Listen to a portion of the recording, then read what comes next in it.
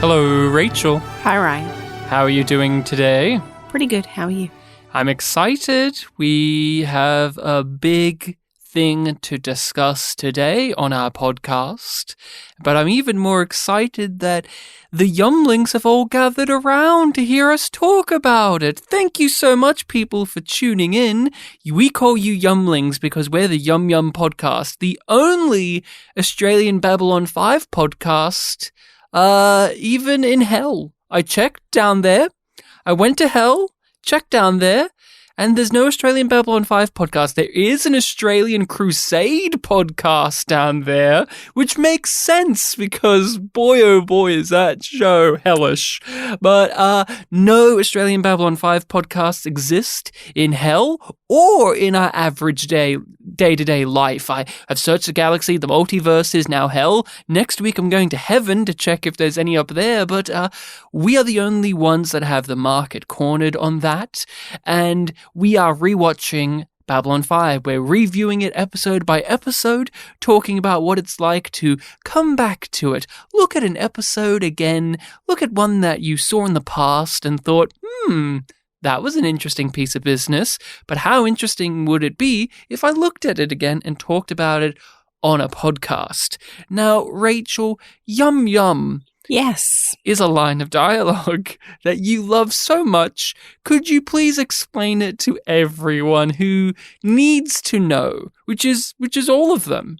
All of the people downloaded or streaming this episode need to know. Where did Yum Yum come from? From a show. They know. Who are they? I don't need to tell them again. Come on, please explain it, please. I've done so much work. I went to hell and I managed to come back. Could you please tell us all where Yum Yum is from? Well, I've been to hell and back, and it's called watching Star Trek Discovery. And that's where that line's from. Unfortunately, Ryan loved that moment so much, where a individual being paid to act was told to say yum yum, and then they did, and our lives changed forever. You know, the Academy, they know that Michelle Yeoh's in that show, and they still gave her the award anyway. Just so you know, Michelle Yeoh's in that scene. And she initiates the Yum Yum line to happen. Many years ago, she said to this character, "Hey, you wanna help me kill a guy?" And this other character, not played by Michelle Yeoh, but a potential future Oscar winner, because that's the thing. This scene contains one. What's stopping the other person, the Yum Yum deliverer, from getting the award? Nothing's stopping them. But let's just talk about the episode of B5 we are looking at today. Now, we are up to a pretty monumental one. It is the title of Season 4. Each season of B5 has a title that is also an episode of the show, and each one of them is usually a banger, usually a game changer, usually one that is worthy of all the hype and praise. So what are we talking about today, Rachel? No surrender, no retreat. We are watching this on the DVDs. We have the physical media, which means that we get to have descriptions that only exist on the DVDs. And what does it have to say for no surrender, no retreat? Unwilling to endure Earth Force attacks on civilians, Sheridan sends his fleet to confront the Earth starships that illegally encircle Proxima 3. His demand to the Starship commanders: stand down or die. You are in violation of the Proxima Treaty, and your attacks on civilian transports are illegal under the rules of engagement and the Articles of War. You can leave peacefully if that is your choice, but we are prepared to use deadly force if necessary.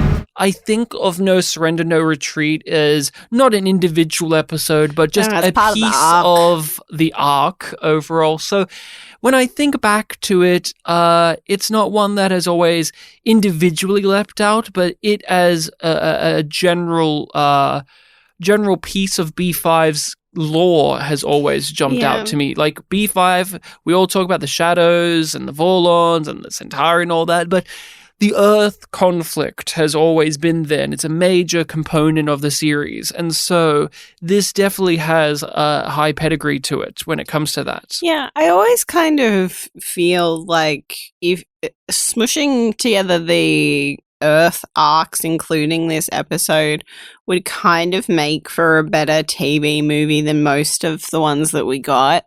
Oh, Rachel, wait till you watch In the Beginning, which is all Earth military stuff. Just you wait. Yeah, I'm not talking about that, though. I'm talking about the episodes that we do get in this arc, which is very different, and I no. But G'Kar even references the Earthman Mbryo War in this episode in a way that we can now have him in the TV movie in scenes that are true to what he said in this episode. G'Kar was here, but would you say that he had YYE, Yum Yum energy? Yes. A person that could have said Yum Yum in this given episode if they had the opportunity, if JMS wasn't a coward. Yeah, of course he brings YYE. What are you talking about? But is he the person is he the YYE candidate of the episode? Not mine. Like, he's a contender. Definitely. Always is. Always will be. Nothing is yum yum quite like saying good eating to you. So great line. Just gonna remind you that. I'm gonna go for a random one. Was a nameless character who just like had a little spark to them. Okay. And I want you to guess. Was it one of the Earth Force people? No. No, it wasn't. Was it a ranger? No. A Minbari? No. Oh, we're running out of people. Was it one of the council aliens? No. I don't know. You've got me. You're gonna say something so ludicrous. You've gone to concepts more recently. Like you were like moments of transition. I'm gonna pick the crowd in the auditorium because they're there wiggling their arms. I'm like, that's a real concept you're picking there. No, what are you proposing? The security officer who's checking Garibaldi's ID. Oh, okay. I'm going to go with Captain Hall, who is, of course, Ken Jenkins. Yes. He was itching to say it. I could see it in his eyes, but he's just too obvious. My second one, a guy who also doesn't have lines, is Mackie's second, Bob, who points the gun. Wants the promotion. He really wants that promotion. That's a guy, if he had one line of dialogue, it would be Yum Yum. That's the line. I always knew you wanted a promotion, Bob. Never knew how badly until now. You spoke his name, and now we must talk about the devil, Garibaldi. We'll pick away at some of the smaller aspects and then get to the big stuff. Garibaldi's in, 2 scenes in this episode? Maybe 3. He's here to talk to Londo initially, but Londo isn't here, so he gets to talk to Veer. He gets to talk to Veer, and Veer reveals that Sheridan is making a direct campaign against Earth and is taking back the colonies and then Earth itself. And Garibaldi is very distressed by this. He is very unsettled and pissed off about this.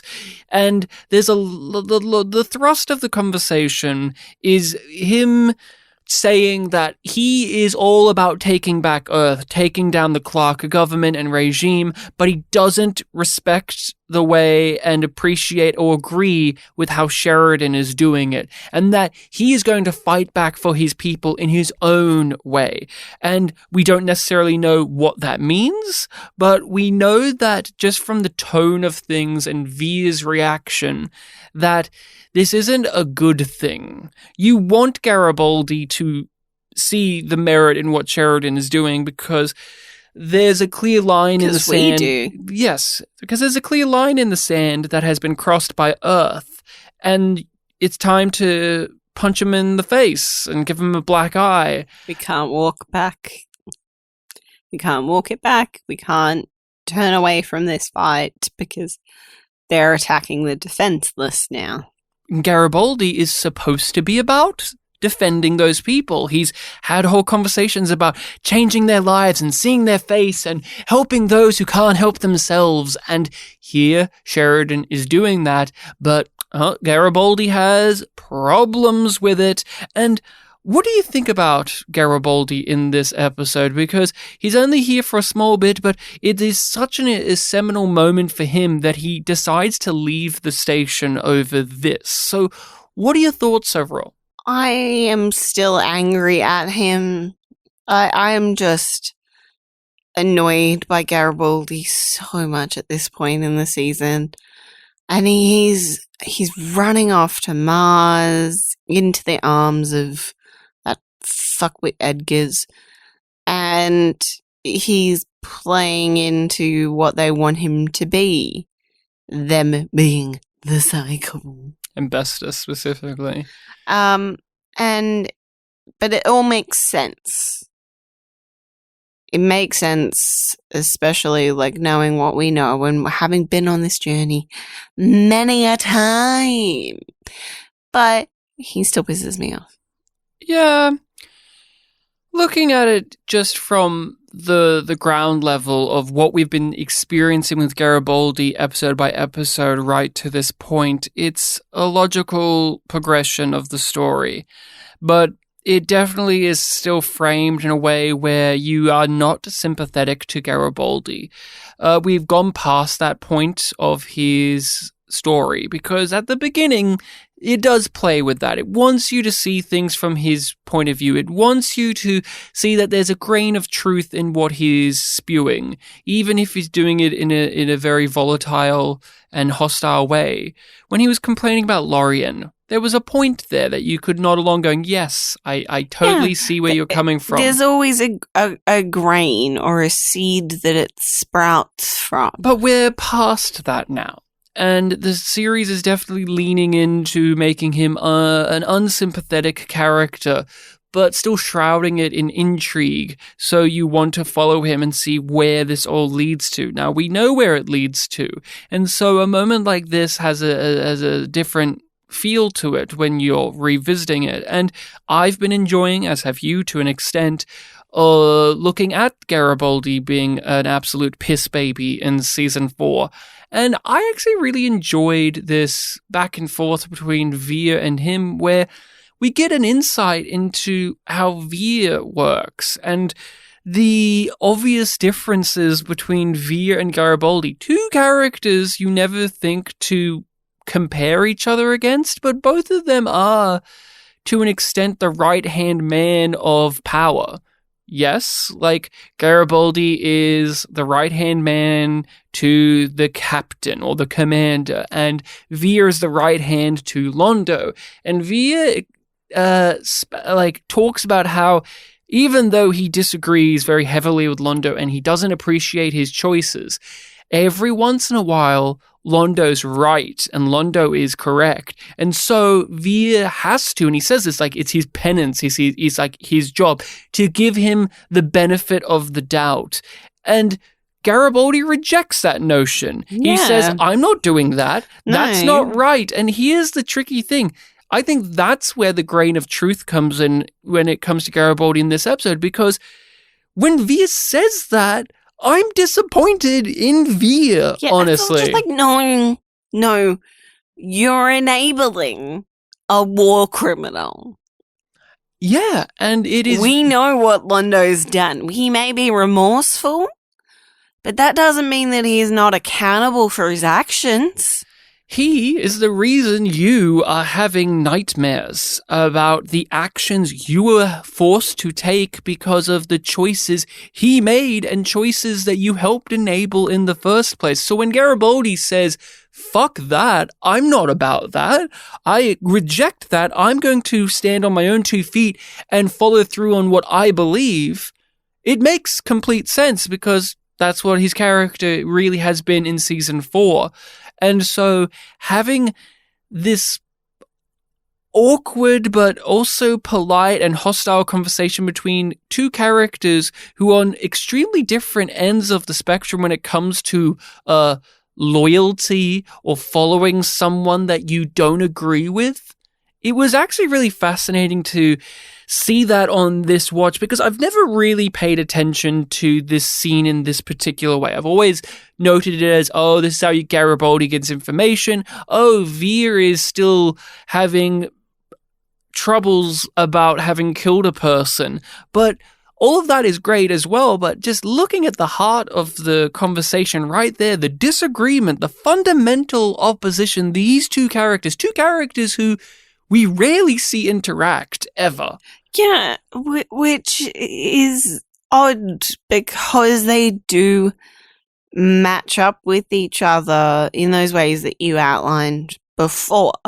But we get the more sort of direct comparative thing of Lanier and Veer more often. And that's still only very occasionally, but for us, we enjoy those moments so much. They stick out really clearly. I don't always like the way Londo does things, and, well, me in most civilized worlds, but, sometimes he's right. So I forced myself to give him the benefit of the doubt. I can't do that anymore. So you're not going to fight for your world? Of course I'm going to fight. I'm going to fight in my own way. Two characters that have been joined at the hip since the very beginning of the show is Londo and G'Kar. And I only wrote one note during the big scene that they had, which was, this is the best scene. The drink at the bar? No, the trying to have a drink in G'Kar's quarters. Yeah, but... yeah, like it is, that is the better part, but it wouldn't be as heartwarming. But because of how the episode ends and where I know that it's going, it has a heartwarming element. Because they'll be best friends. Yeah, when Londo's just like, we'll never be friends. Aww. And I'm like, you will. You will. And you'll be total cuties, and then you'll strangle each other to death. And it's as friends. It gets the ultimate release because you're both in such pain. And oh my God. And it's the benefit of both of your world. And I'm just going to say it. I'm just going to say I'm so sad and so happy at the same time, just thinking about it. I'm just going to say it. We've had some amazing ones before, and we'll have some amazing ones to come. Yes. But I think this is the best scene between G'Kar and Londo. The one where he enters his quarters and they just break it down. Their relationship, what everything has led to this moment and how this impasse exists for a reason. Because you're mad at both of them during the scene, upset with both of them, and hoping for the best for both of them. That pattern. Mm-hmm. And they're both justified. You understand where both of them are at. And to me, it's the best acted scene between them. But if you had to grab me by the shoulders and say, Ryan, what is a scene that encapsulates the G'Kar and Londo relationship? It's this scene. Yeah. It's this scene right here. Yeah. I have to agree with you, but I think for me, the elevator scene nudges it out just a little bit. Oh, where they're trapped? Where they're trapped, and he's just like, I have to do nothing, and I get to watch you die. That's a fun one. That is a fun. So let's talk about the actual content of the G'Kar and Londo story here, because it's only 2 scenes as well. It's very short. Yes. Sheridan needs the support of all of the other worlds, and he needs them to let Earth go, to break off their treaties and their diplomatic relations with them, and let just Earth stand you alone. Have non-aggression things, but just help us out a little bit and ignore Ignore them. But yes, humanitarian aid.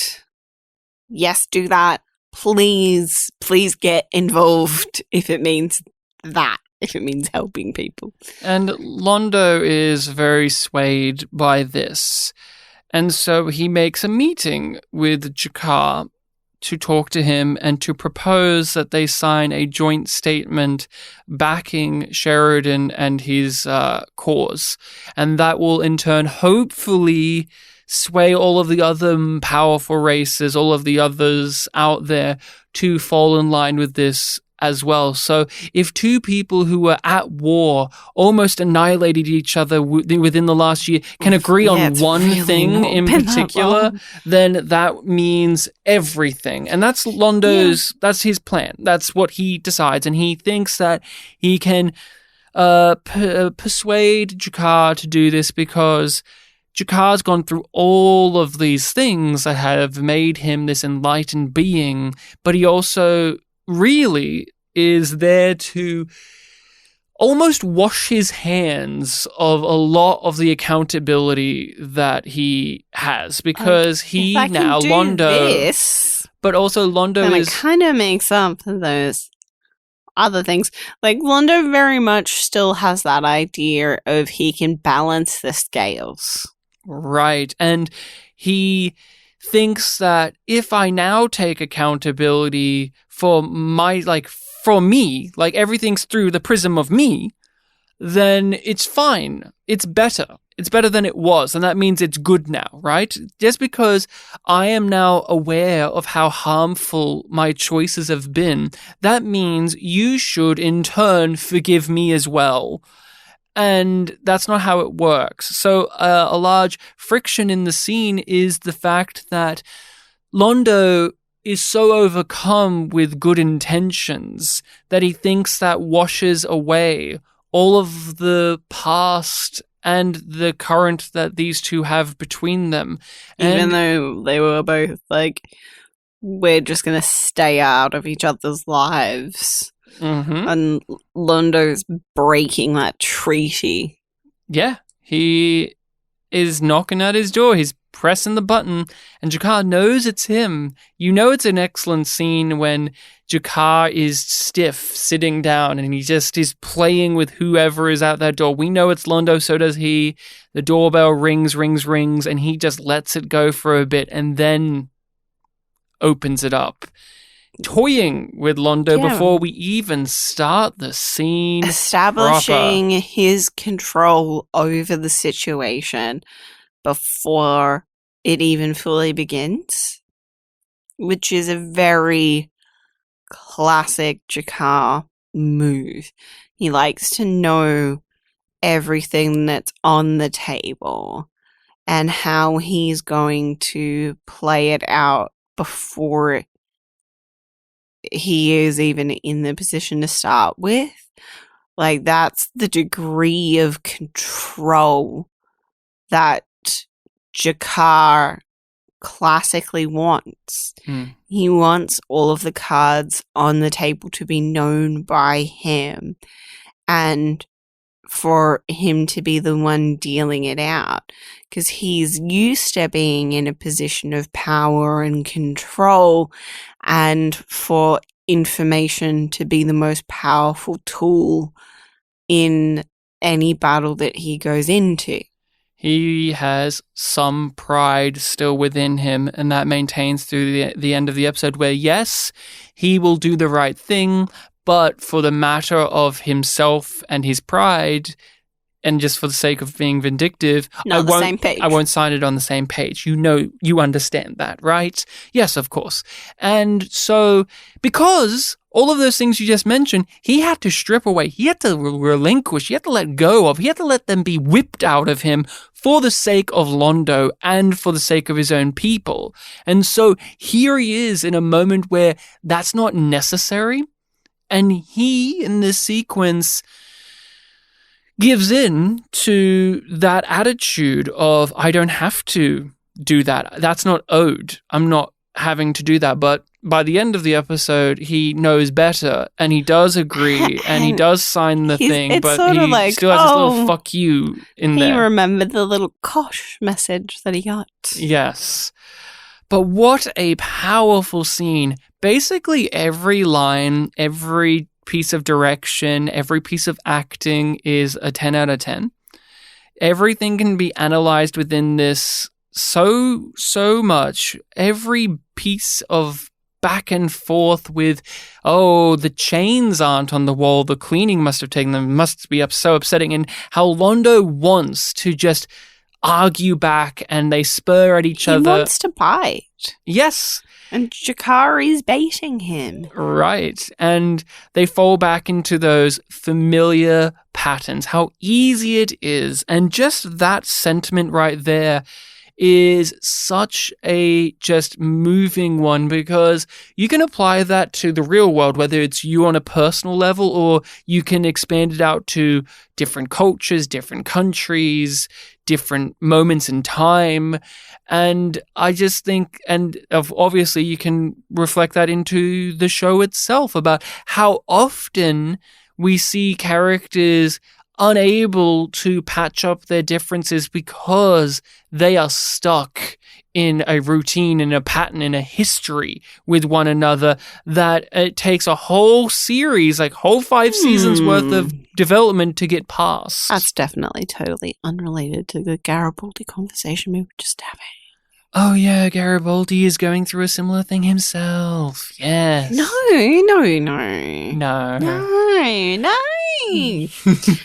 No. Isn't it amazing how quickly we fall into familiar patterns as soon as we come into one another's orbit? Like comets that flare when they get too near the sun. I did not come here to spar with you, Jakar. Londo isn't there yet, being like a good person, because he is an asshole during this scene. He's an imperialist, he's a piece of shit, he's selfish, self-serving, but he's also all of these other positive attributes as well that makes it conflicting when you watch him in the show, where you almost want to be, oh yay, Londo, you're doing the right noble thing, you're a good guy again, I can feel justified for liking you now because you're on the good path.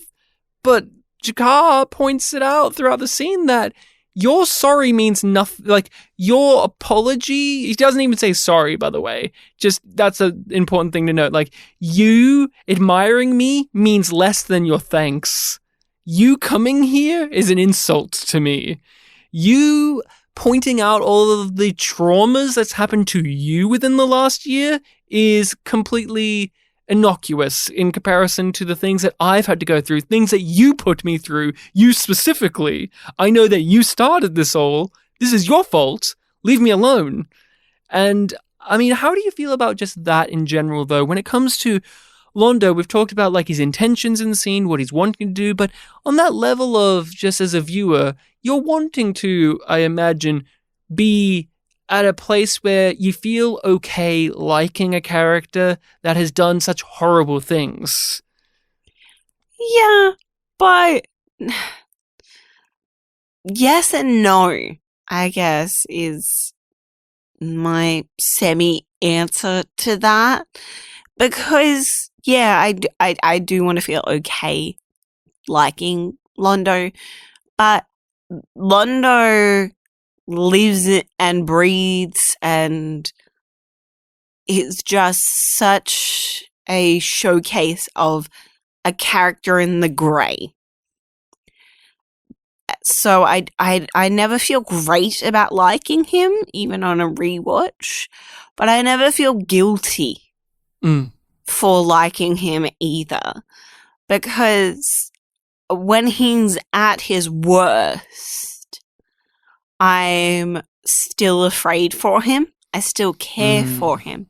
I still want to see the good in him and see that come back out again later. Because it is this cycle that you go through with him across the 5 seasons.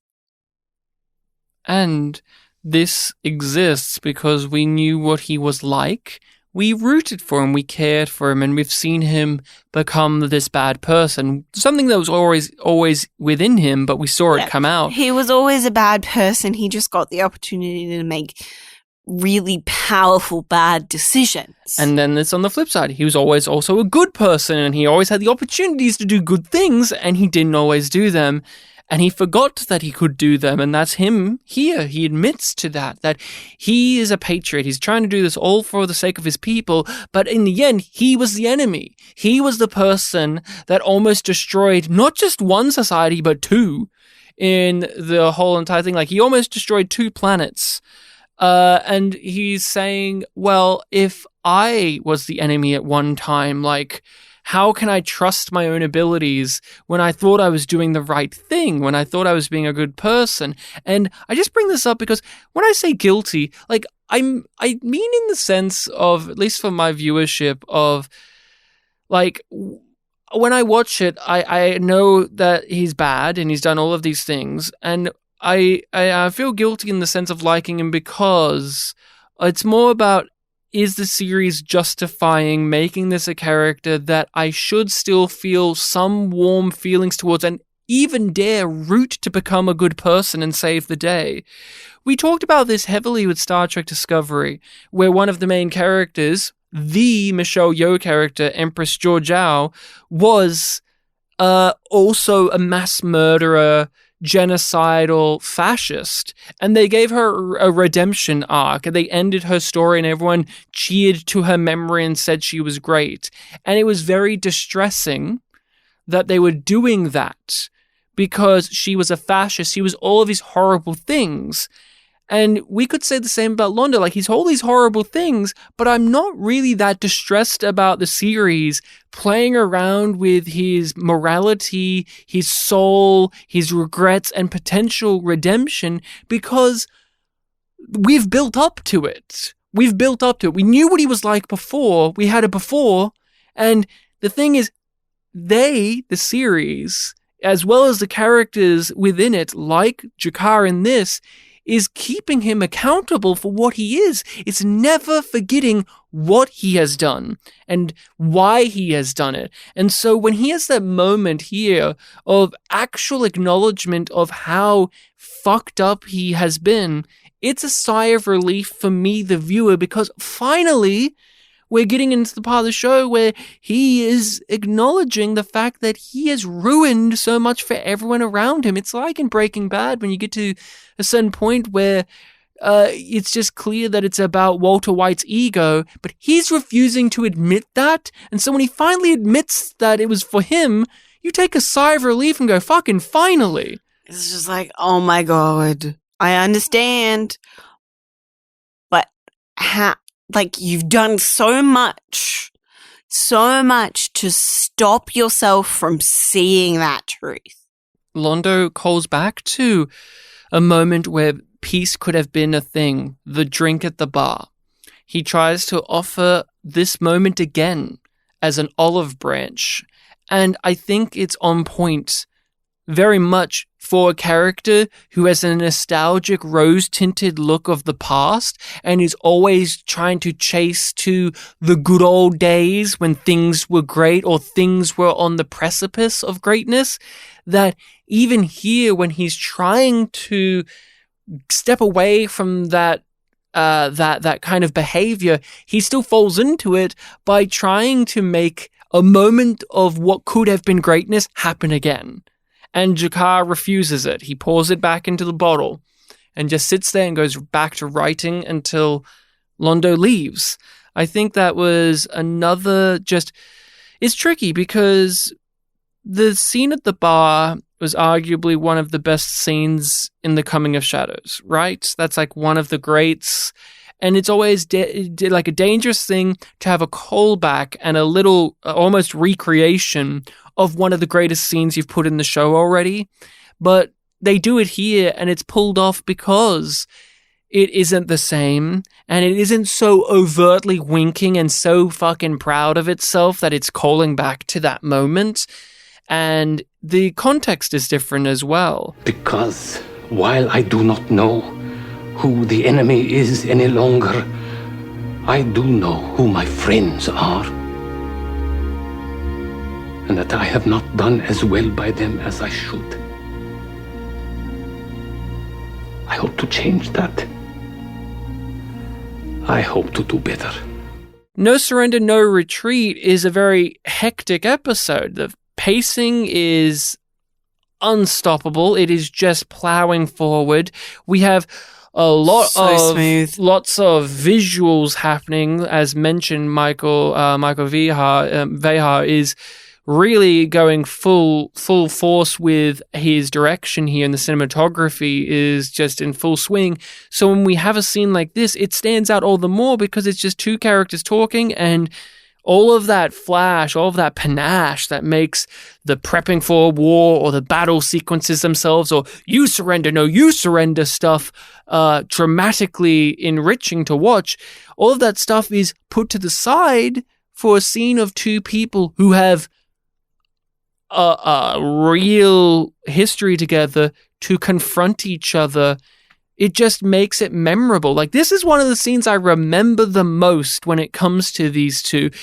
And it's because of the visuals as well, of just G'Kar sitting there. Yeah. With his quill, writing, and the amount of times he stops, and the insert shots of G'Kar's bemused or pissed off face, and Londo, he's walking all over the quarters. He's making positions here, and here. It's a very well choreographed scene. It's Babylon 5 has a staginess to it, but this is one where you could definitely see this in a play, but they still remember that this is a television show, so you have some shots that are just perfectly placed in there. Talking about the visuals, just to skip to that note, I did write down that we should talk about the visuals. I've already mentioned that it has a very frantic but fluid nature to it. And I just want to hear from you. What did you think about that? Because No Surrender, No Retreat is a pretty big, beefy episode, but a lot of the things I remember isn't the story or the action or the beats being told through the dialogue or even character moments, but through just the direction alone. What did you think of it? Yeah, I thought that it was stunning. I noticed from sort of the very first scene, and particularly through the scenes that happen before the credits, it's so fluid. The camera is in this state of flow, and it's not just the on-set decisions, but also the editing that really helps. So there's this sense of kinetic energy that the cinematography brings. We talk so much about the writing. Oh, JMS did this, JMS wrote that. But you need the production and your directors to bring that to life. And I mean this sincerely, but I've just watched No Surrender, No Retreat, and I know that there's conversations in there between Sheridan and Ivanova, or there's moments of Marcus, or the back and forths over the radio between the captains and all of that, but that there is so minor to me. I think of the shot of Marcus running down to the war room, or all of them getting called to the meeting, and Via's hair's a mess. Yeah, he's like fallen because he's fallen asleep on it. Or oh gosh, there's the like smooth blocking of everybody on the bridges of each of the Earth ships. Or the many Corwin shots. Lots of Corwin shots in this one. We get some juicy Corwin down. The way the camera whips around and follows Ivanova and Corwin during the scene where he's asking her who should they trust, and is it a trust no one situation? No, trust me, trust yourself, and blah, and then anyone you don't trust, shoot him. And how the camera has been so movement heavy, and then when that line is said, it pans right back Dr. Corwin and some other guy reacting with a, oh boy, that's a lot. And that's it. It's just still again, I know that there's so many great like exchanges, because when people talk about B5, when we look back at B5, a lot of it always goes back to the wonderful writing and the wonderful performances, and remember that exchange here, and remember this story beat here, remember that thematic arc and all of that. But this, especially for one that's a title of a season, all of those things, as great as they are, is secondary to just how it was presented on the screen. I keep thinking of the shots of the ships and how they're exploding and dodging and weaving, and the Star Furies are flying right at the camera, and the mixing of CG and live action is done fairly well, and just many moments of creative blocking, like Marcus showing Sheridan on their little what would you call that, like their screens that they have, like the see-through screens, and we're not getting the traditional, we're seeing it like from the other side, like we're seeing it from behind the screen because it's see-through, so we're being obstructed by it to see Marcus explaining it to Sheridan, who's way in the back. Like that there is just something that has stuck with me. Lots of layers of meaning that you can unpack within the choices of the cinematography in this episode. Another thing that I want to note about the visuals, and I know we've said this before, but I think it really deserves to be highlighted again, is the CGI. Because a lot of this episode is a space battle. And it wouldn't work if that CGI didn't, like if it didn't feel real. And the thing that I kept on going back to is this feels like it has weight. Even now you get CG that doesn't feel like it has, the objects have gravity. No, that's been a big complaint with Star Wars recently, with The Mandalorian, a series that was praised for its atmosphere and its tension and all of these beautiful effects. And now we've gone to this point where it looks like a cartoon. It looks so goofy and light and silly. And you go, oh yeah, it's Star Wars, Ryan. But like at one point, that wasn't the case with that series in particular. I really like how Babylon 5's space, like the space they fight in, the space they fly through, is colorful. And in an episode like this where we're fighting Earth, we're having to take out people who've killed civilians, and we're having to possibly fight people who may be, you know, on the wrong side, but they could be still good people because there's still, it's all morally complex. I like the blood red, orange, and all of this like very vibrant color scheme, but it's vibrant not in the way of like hyper like stylized color, but vibrant in this really bleak fashion of like, this is where the blood gets shed right here. And I really like the way that they make each of the bridges that we do see visually distinct from each other, because it's not just the set design, it's the layout, it's the lighting, it's the shot compositions and angles and sizes and all of that go to create a very specific atmosphere. So it only takes like a couple of shots for you to go, okay, we're on this ship. You don't need to see the person that we're following on each of those bridges to know which bridge it is, which is so amazing. For a series with a lower budget and minimal amounts of sets, they really know how to use them at this point, and really harping on those visuals, but the direction as well. I could watch this without the sound on, and I could tell you that Captain Hall is the asshole, Mackie is the good guy who's conflicted. Like, I could tell you that from their posture, their body language, their expressions. Mackie's uniform, I swear, and this could be lighting, but I wouldn't put it past B5. his blue of his uniform was a lighter, more vibrant blue than that of Captain Hall's uniform. They should be the exact same, but for some reason, I just looked at it and went, his is more friendly to look at than Captain Hall's, which had like a dark, like it just felt a bit darker, like a shade or two different. See, I took it differently. I paired that with the little info drop that we got earlier in the war room when he says, "Oh, I don't know some of those names. They must be new."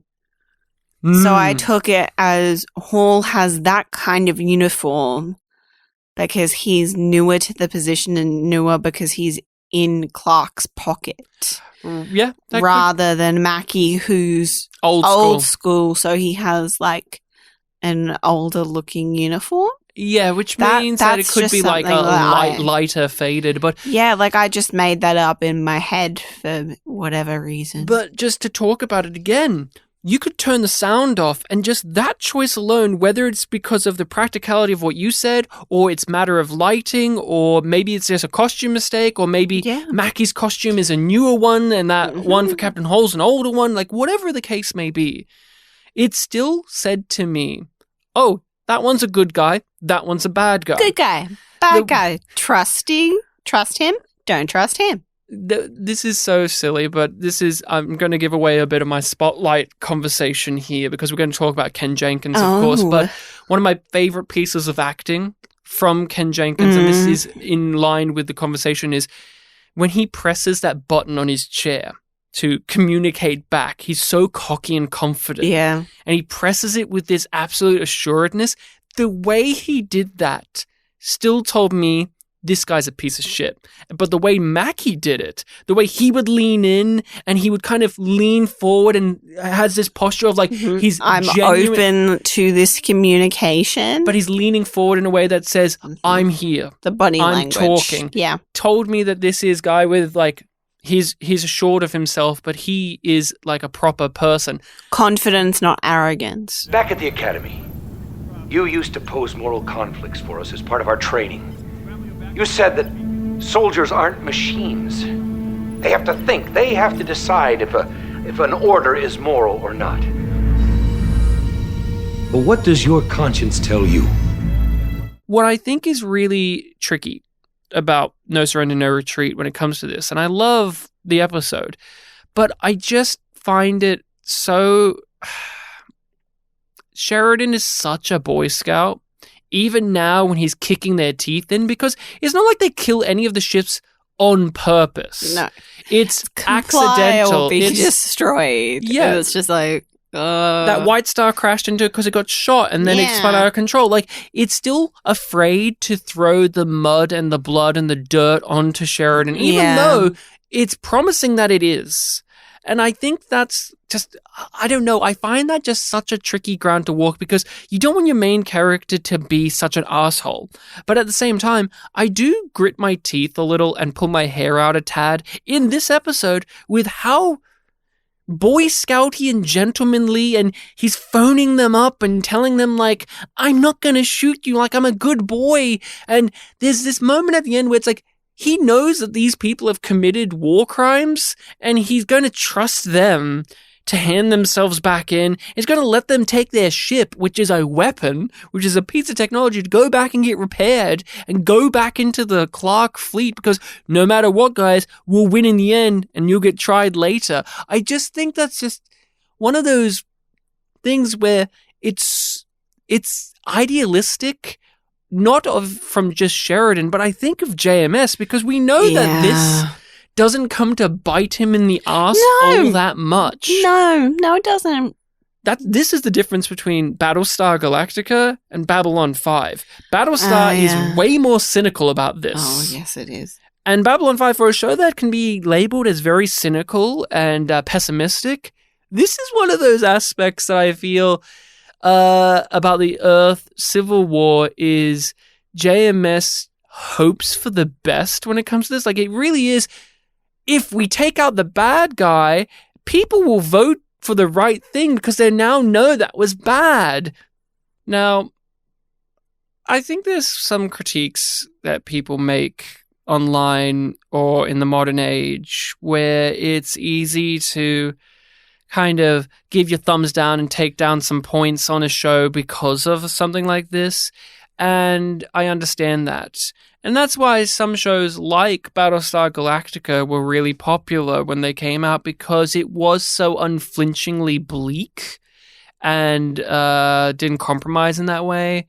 And I want to just give a side of defense against my own comments that I just made of the pure entertainment fist pump factor that you get of Mackie being on the good guy side and his first officer getting taken out by his own crew and the lady on Ken Jenkins' ship saying get him off the deck. All of that, there is this cathartic thing that I as a viewer just can't get enough of. And I think on a writing level, JMS isn't afraid to write for the masses, write for the crowds, write for those moments that make us go, fuck yes. And some of those tricks when it comes to these type of stories have these type of moments and beats in it where they're there for that sake, but people online or people in reviews can critique that as like a failing, like I was just a moment ago. And I still stand by my comments, but I'm not going to brush over the fact that even though all of that stuff is there that I find to be a little bit annoying, honestly, I'm not going to lie to you and say that I didn't get extreme satisfaction out of the fact that some of Sheridan's placed optimism was right, and there are people who want to join the fight, and there are people out there who try to grab at power and lose. It is extremely satisfying to see. I wrote this as a point of discussion, and I think this is no longer relevant, but I did want to ask, is this as good as they say? This is one of the higher rated episodes. This is the title of the season.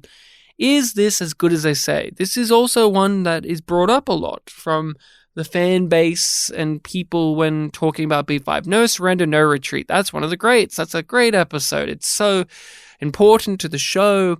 I put that there because I just watched the episode and I didn't feel as wowed by it as some of the others we've even had in this season or as well as previous, but having to talk about it right now is just giving me such a finer appreciation for it. But what do you think, Rachel? Is this as good as they say? Is this worthy of being the title of the season? Like, is this as big of a hitter for you? Yes. And yes. It clearly demonstrates the strength of this season. It highlights the theme, it follows through, it does all of the things.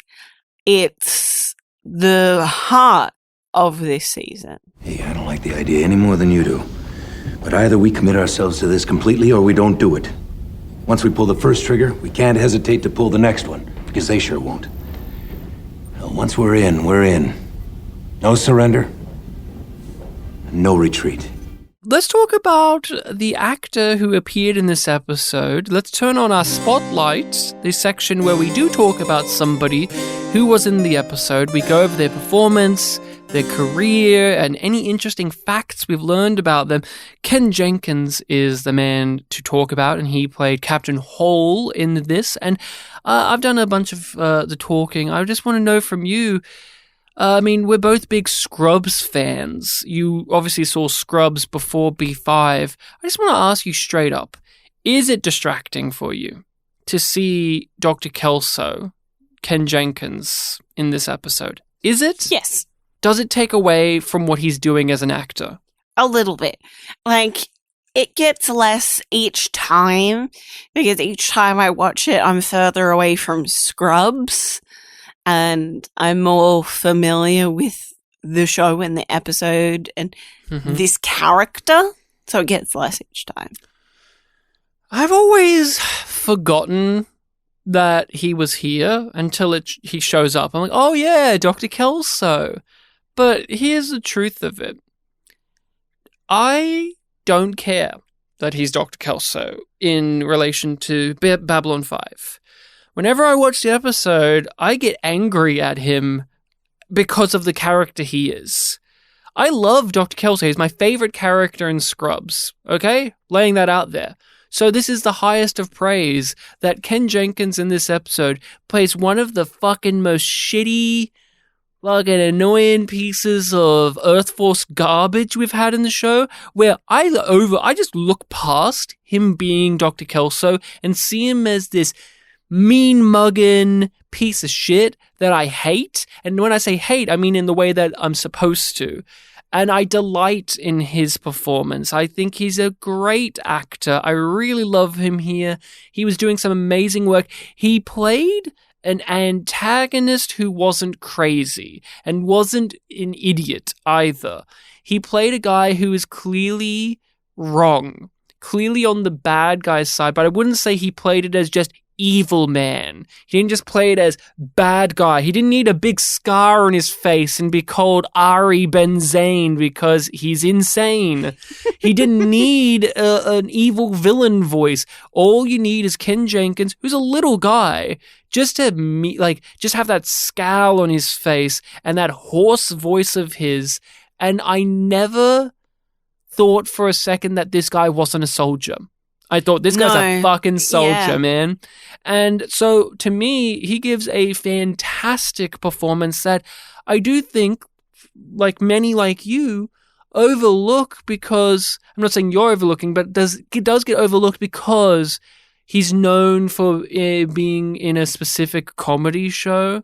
But to me, I think he's one of the greatest Earth Force Earth Force villains we've had in the show. I think he's great. What did you think of his performance, though? Now that we've gone past your views on Scrubs interfering, what did you think about Ken Jenkins here? Yeah, I thought he was really solid. You immediately get a feel for what the character is like. Like we mentioned, the physicality of certain actions that he takes and the way that he holds himself in the chair and the sort of degradation of his confidence as the battle goes on and the increase of the fear that we see in him until he's very upfront with what he's afraid of being court-martialed, because he knows that if Clark loses power, he loses. He's a coward. He's a worm. Like, he's not even a Clark loyalist. He's selfish. Because when all of it goes down, he's not fighting to the bitter end because he believes what they're doing is right. He's fighting to the bitter end because he doesn't want to get in trouble. He doesn't want to let Sheridan do the right thing, because if Sheridan does the right thing, that means his ass is on the line. Like, he's the ultimate worm. But Ken Jenkins does it in such a way where you, almost look past how much of a pathetic person he is. Because when I just lay it out like that, you can imagine in your head, another actor playing this as so snivelly, but you wouldn't describe him as that, would you? You would never use the word that he's a sniveling, self-serving man with the way that Ken Jenkins plays him. That is in there. That's a part of the character, but I would never say, that's how he portrays the guy. He is just a piece of garbage, and I love him. Now, Scrubs. Let's just talk about that first. I said it. He's my favorite character in Scrubs. I love that performance, his voice, his line deliveries. He is very good at doing the Leslie Nielsen thing almost, where he's this older gentleman who can come across as serious, but he is unafraid to be silly, unafraid to just make an absolute clown of himself. So many wacky costumes and silly scenarios that he gets himself into, but he plays it so straight-laced. Yeah. And he has some of my favorite lines, some of my favorite episodes of Scrubs, which is a series that I have very mixed feelings about, conflicted feelings about. he often has my favorite episodes. Like, whenever I mention Scrubs, the favorite episodes are always like, oh, the one where we find out that Dr. Kelso was a country star in his younger days, and he sings all of these songs about his wife. Like, that's my favorite episode of Scrubs. That's my favorite episode. And it's about him. And another one that I really like, which is actually one written during the writer's strike, where the writing team of Scrubs was no longer writing episodes of the show. My favorite episode is, one of my favorites is in that season, which is not a well-liked opinion, but I like the one where Dr. Kelso reflects on who he was and he retires. Like, he says, you know what, I've lived this experience and I'm now coming to terms with that my time is done. One of the greatest episodes to me, written in a time where people often loathe the show. So I love him in Scrubs. What do you think, Rachel? Scrubs, that's a very important show to you. It's been one that we've often talked about in our private life as being a very seminal piece of business as we grew up. One that we both have conflicted feelings about. Well, when it comes to Ken Jenkins, tell me a bit about your thoughts on him in Scrubs, because that's what everyone knows him for. That's what you know him for. Like, he's just solid. You always know what you're going to get when it comes to a Kelso scene, and you know that it's going to be funny. Like, even when it's, like, the shittier seasons, for the most part, he's still good. Even, like, they're like, oh, no. The people sent him away. We need him back. Like, the show's not as good without him. He would just live in the cafeteria eating muffins. Like, what they do with his character is kind of embarrassing, but he is so funny. Like, the character in Ken Jenkins is so... When I was younger, you know this very well because you've seen it happen to me. I've talked about this on our Patreon when we talked about Stranger Things. I'll say, oh, I like this character, and people will react negatively and go, oh, of course you fucking like that character. When I was younger, I would say Dr. Kelso is my favorite, and I'd get that reaction of, oh, of course you like Dr. Kelso. Because the real answer is you should like Dr. Cox. Like, that was always, like, the correct answer of who's the best character in Scrubs? Dr. Cox. I always said Dr. Kelso, and I'd get that reaction of, oh, of course. Of course you like Dr. Kelso. And I think that's changed. I think everyone's kind of in agreement. Like, he is one of the top 4 characters. I think he usually goes Dr. Kelso, the janitor. Dr. Cox, the janitor, Dr. Kelso. Oh, JD's never in the top. He's not even in the top 10. He's far down. Hiya, sport. Your skin is wrinkly. Yeah? Well, that shirt you're wearing is gay. Are you familiar with Ken Jenkins outside of that? Have you seen him in anything? Have you really experienced him in much? Because no, like, I was looking through and I'm like, oh yeah, I think I've heard of that thing, and oh yeah, that, and I remember him from TNG, where he played a shitty doctor, an evil, crappy, egotistical doctor. But I kept on being like, have I seen that? Or do I just know that? So I was surprised by how much I have seen him in stuff. And I think this should be the topic of conversation, which is he's had a career change because of Scrubs. When you look at his work before Scrubs, very little to no comedy work in his resume. Very little, if any. A lot of authority figure roles, doctors, judges, cops, soldiers, things of that nature, right? Where he plays people who are gruff and in charge because he has that voice and he has that face. Even if he doesn't have that stature, but he has that look to him of somebody who's going to bark orders at you and dictate things. So you look at his career before Scrubs, and it's made up of a lot of one-off roles, lots of little roles, and I've seen him in things like The X-Files. He's in The X-Files as a cop. Would you be surprised to hear that? He was in the Psycho remake as a cop. He was in The Stand, right? He's in stuff that I've seen. He was in Sliders. He was like a doctor in that as well. And I mean this sincerely, like I said before, when I see him in B5, I don't think of Dr. Kelso. I don't. And I think that's a part of what his life is before being Dr. Kelso is I forget that it's the same actor when I look at the things I have seen him in, because it is drastically different. Because he isn't silly. He's straight. He's on point. Yes, he has that iconic voice that is very fun to do, but in all seriousness, he's a fantastic actor, and he is typecast a lot in the earlier days of his career, so they all kind of blend together. He will often play a shitty guy. He was rarely ever in ongoing shows. Before Scrubs, he did Wise Guy with Jonathan Banks. Yeah. He was only in like 15 episodes of that 70-episode long show. The other one that he did for ages was the Homefront, which I don't know too much about, but again, that was for a brief moment, like a little while. Like but he never seemed to get very steady roles. Even like he started out on the stage. He doesn't have that many credits when it comes to like Broadway productions. So it's just like he just keeps on sort of flitting about the place and picking up work where he can. He's been in things, but in little roles like The Abyss. He was in The Abyss. He was in Clock Stoppers, if you remember that.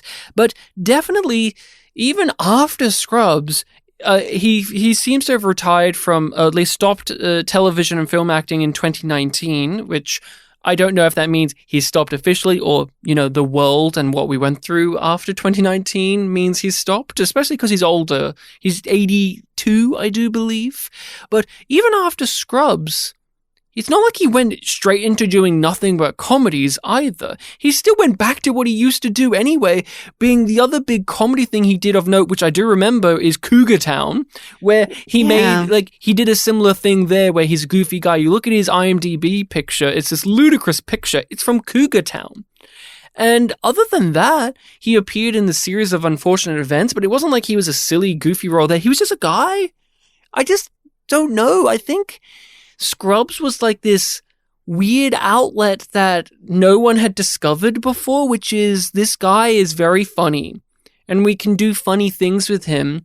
And then after that, I don't know if it was him by design or just the industry didn't continue to exploit that. It's just kind of been used a couple of times after that. And so Ken Jenkins lives in this really interesting world of entertainment for me, where I love him as Kelso, but when I look at him outside of that, it really does say to me, Dr. Kelso is like the outlier of his career, even though it's probably the defining role of his entire body of work. It actually seems like it doesn't line up with what he does in general, which I always find when that happens to actors to be truly fascinating to look at. And I often wonder what it's like for them. So when I first went in to read for Bill Lawrence, the first shocking thing was that he was smiling, honestly smiling, and was very supportive. Laugh a little bit just to get you started. That's funny. That's funny. And lift you. And you would say, oh, it is? And you'd forget to be nervous. I'm going to rate this episode to nobody's surprise. On our scale of yum being bad and yum yum being good, I'm giving this a good, which is yum yum. Yum yum. It's a yum yum from me. Yum yum. I want to know what we will be talking about and watching next time on Babylon 5. On the next Babylon 5. The exercise of vital powers. We're going to change the world, Mr. Garibaldi. But is the ex-security chief willing to betray Sheridan to bring about that change?